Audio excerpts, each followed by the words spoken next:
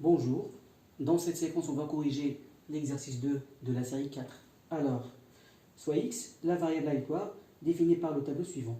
Alors, vous avez les valeurs prises par x, 1, 2, 3, 4 et 5, et vous avez pour chaque valeur de x une probabilité correspondante. 1.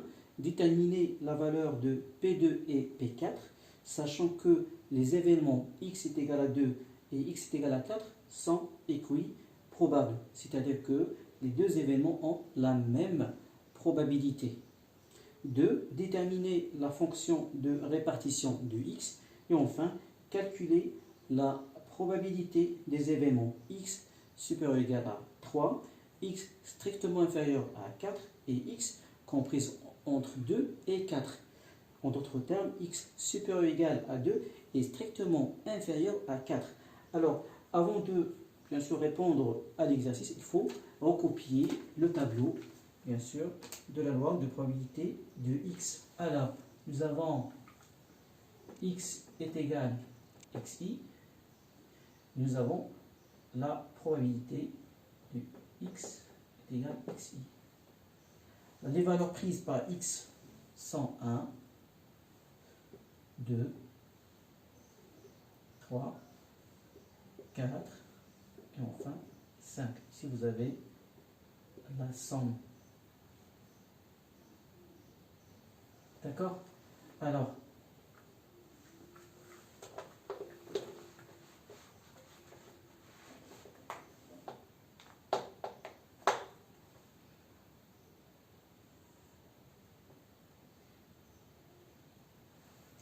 P de x est égal à 1, c'est 0,25.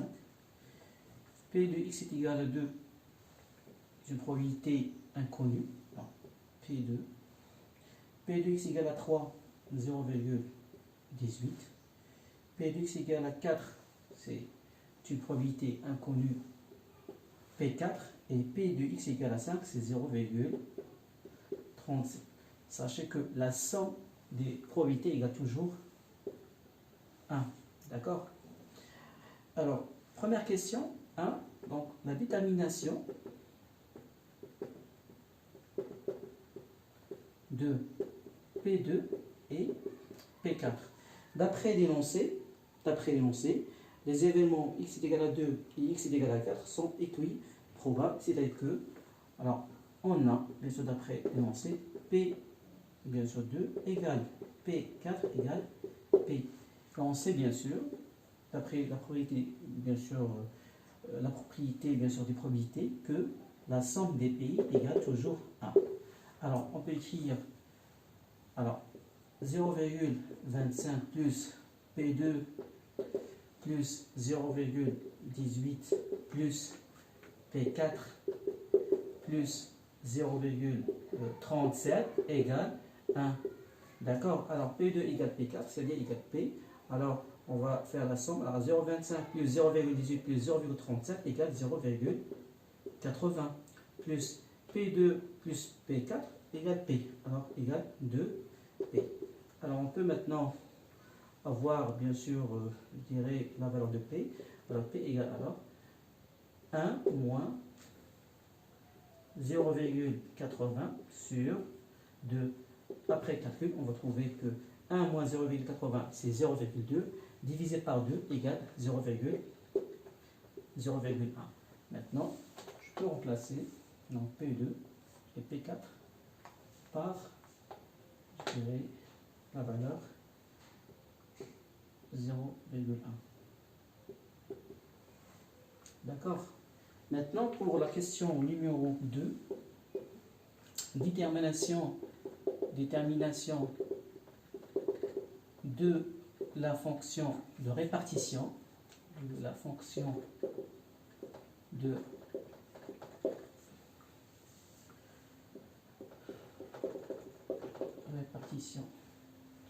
de x.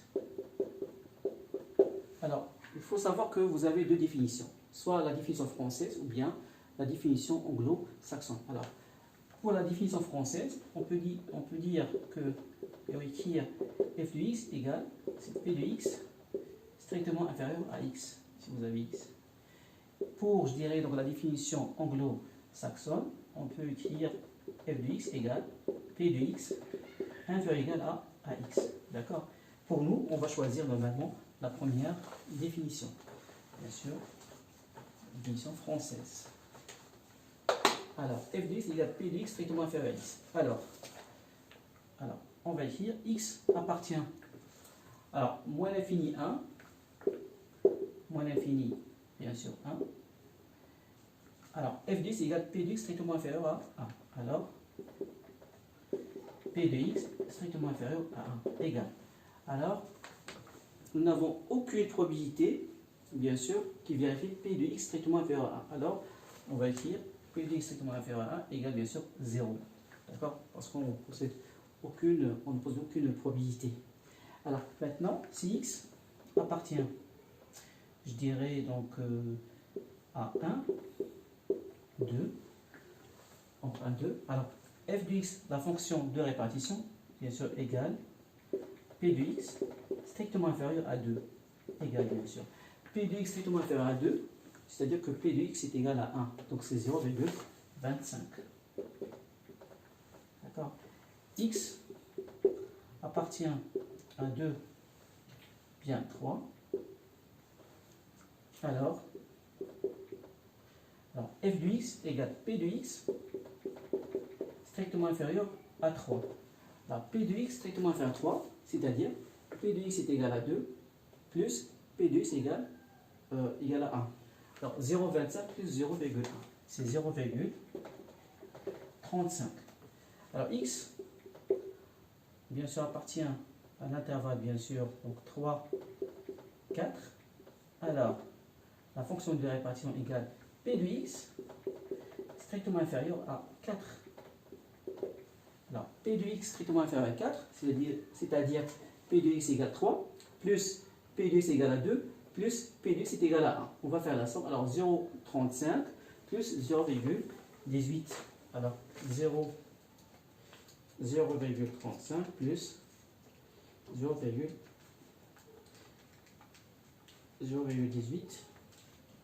Alors, 0,35 plus 0,18 égale bien sûr, c'est 0,53. 0,53. Et enfin, il nous reste avant une lecture avant la dernière. Alors, x appartient bien sûr à 4, intervalle 4, 5. Alors, p de x strictement inférieur à 5, c'est-à-dire que p de x est égal à 4, plus p de x est égal à 3, plus p de x est égal à 2, plus p de x est égal à 1. Alors, on va faire la somme. C'est 0,53, d'accord, plus 0, je dirais, normalement, voilà, p de x strictement inférieur à 5, c'est p de x égal à 4, plus p de x égale à 3. On va faire 0,53 plus 0,1. Ça va donner, bien sûr, 0,63. D'accord? Enfin,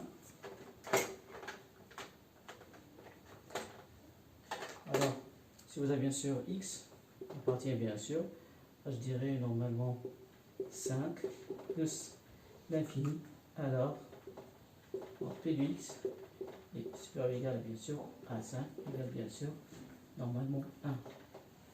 D'accord? Comme ça, on a pu définir, je dirais, la fonction de répartition. On peut représenter graphiquement, je dirais, la fonction de répartition, d'accord, à l'aide bien sûr des données que nous avons pu, bien sûr, les avoir.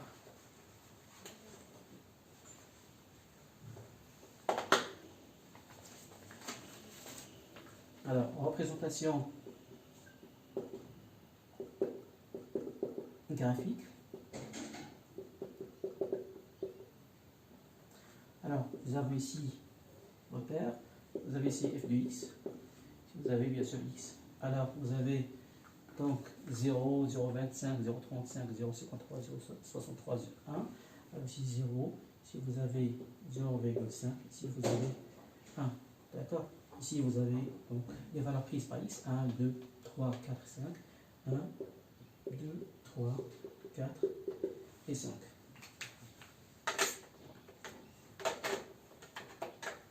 Alors, moins l'infini 1, donc la fonction de répartition égale p de x strictement inférieur à 1 est égale à 0. Donc, vous voyez, donc voilà 0, 1. Alors jusqu'à 1. Vous voyez la fonction de répartition. Maintenant, l'intervalle 1, 2. Alors x, f de x égale, disons, p de x strictement inférieur à 2, c'est 0,25. Alors c'est ici. Alors vous avez 1, 2. Bien sûr, voilà, on peut exclure normalement 1. Si vous avez 2. D'accord? Et pour, je dirais, donc x appartient de 3. Donc f de x égale p de x strictement inférieur est égal à 0,35. 0,25, attends, ici.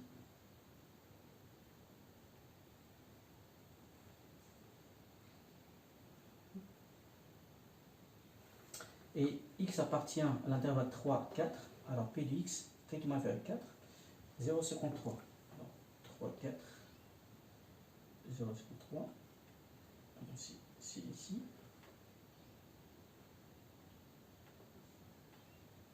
3, 4.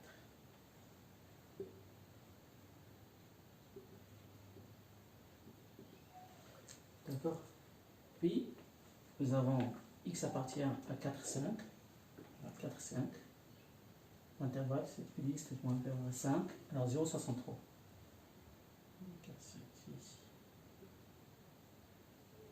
Et enfin, alors 5 plus l'infini.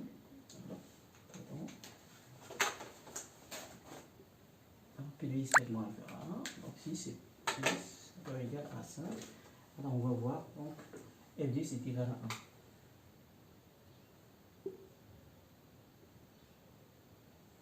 Alors vous avez ici 1. D'accord? C'est une représentation graphique, bien sûr, de la fonction de répartition. Alors, dernière question. Alors 3. Alors 3, on va répondre rapidement à la question.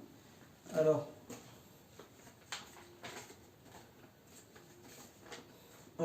on vous demande de calculer au moment la probabilité des événements suivants. Alors, on vous demande P de x, alors 3, calcul des probabilités demandées.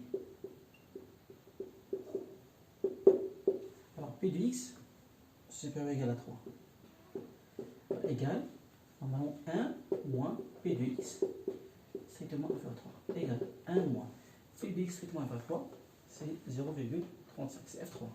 Alors, voilà l'utilité, bien sûr, de la fonction de répartition. Ou bien, on va écrire 1 moins P de x strictement inférieur à 3, c'est-à-dire 1 moins P de x est égal à 2, plus, bien sûr, P de x est égal à 1. D'accord? Et bien évidemment, on peut écrire P de x, alors P de x est égal à 2, plus P de x est égal à 1. Nous avons déjà calculé, nous avons trouvé c'est 1 moins, la somme c'est 0,35. 0,35. Alors 1 moins 0,35. 1 moins 0,35, on va trouver donc 0,65. D'accord?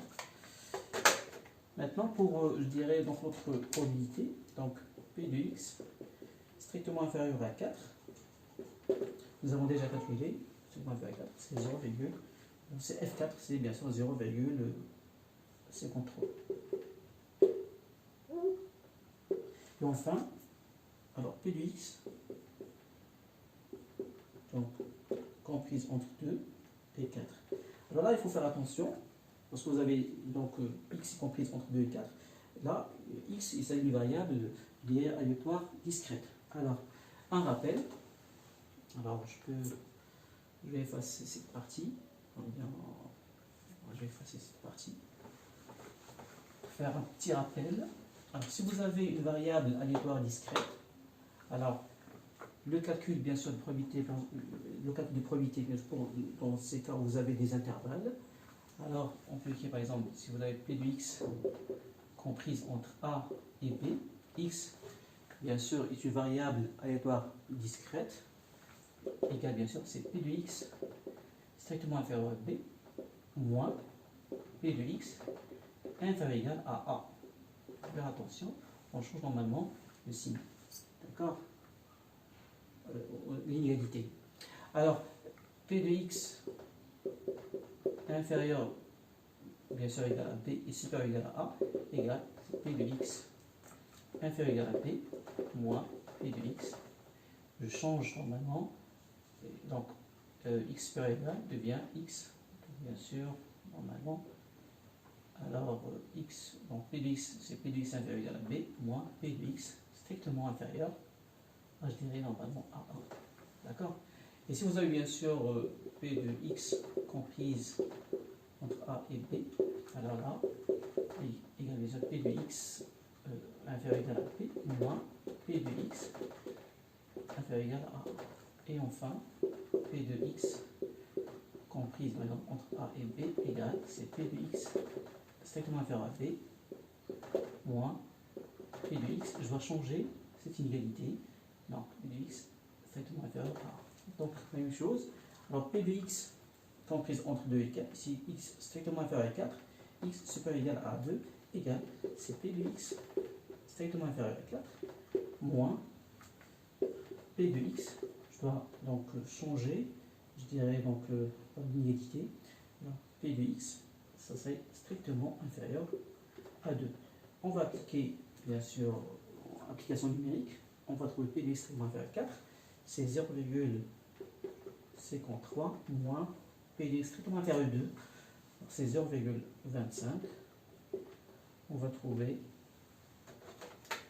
0,53 moins 0,25. C'est 0,28. C'est bon?